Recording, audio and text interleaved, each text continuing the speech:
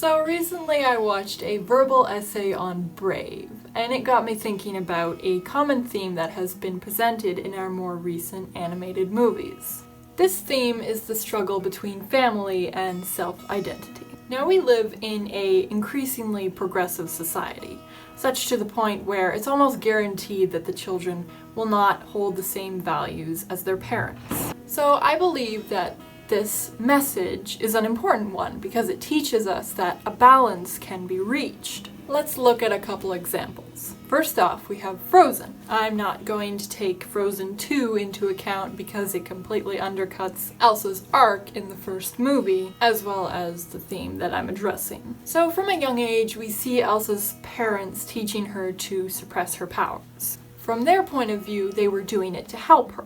But what they fail to see is that Elsa's powers are a natural part of who she is. Unfortunately, Elsa's parents never got to reconcile with her, and society took on their suppressive role. After being outed, Elsa tries to solve the problem by running away from her family and her kingdom. But by the end of the movie, she fully embraces her powers and her relationship with the people around her as a part of who she is. Likewise, she is fully accepted by her subjects. Another example is the aforementioned Brave, wherein we see a young girl suppressed by her mother as well as her society for her wild, unconventional ways. But by the end of the movie, she finds a way to balance her wild-spirited nature alongside her mother's teachings, and is in turn wholly accepted by her maternal figure and society. In Coco, the protagonist is born and raised in a music-hating family, but wants to be a musician. In the beginning of the movie, he is frustrated to the point where he says he doesn't want to be a part of his own family,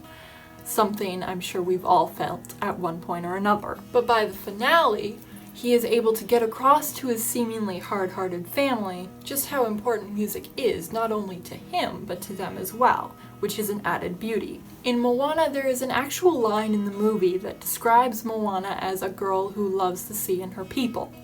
It's both, not one or the other, and they are both vital to who she is. Again, by the end, she is able to balance these two aspects of her character and is wholly accepted by the people important to her. In Onward, and this is the last example, I promise, but to be honest, there's probably so many other examples I could use, we see that it is actually not our main character who is being suppressed, but his older brother Barley. We witness this underlying detestation toward Barley from our main character for most of the film, before he realizes just how important a role his big brother played in shaping who he is. Honestly, this movie is such a masterpiece. It's funny, it's quirky, it's got action, it nails all the emotional beats. Seriously, if you haven't watched it, go watch it. Likewise, Moana is an incredible film. I was actually tempted to go off on a side tangent about the beautiful portrayal of femininity in this movie. I recently watched it again, and not gonna lie, this scene made me cry. Anyway, that's all I've got for you today. If you enjoyed, please be sure to give the video a like, check out some more of my content, and subscribe so you don't miss anything.